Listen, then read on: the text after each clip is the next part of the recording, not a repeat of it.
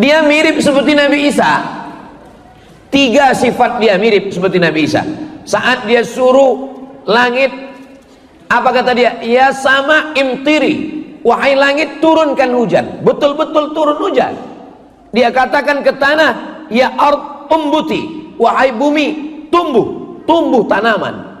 Lalu kemudian ada orang mati, dia katakan, ya mayyit wahai mayat berdiri, langsung tegak.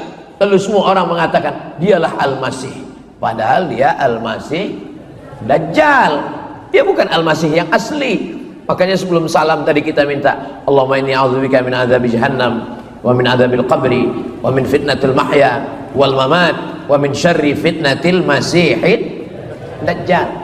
Sekarang Al-Masih Ad-Dajjal itu belum datang. Yang datang-datang itu sekarang baru Al-Masih Ad-Dajjal KW 99.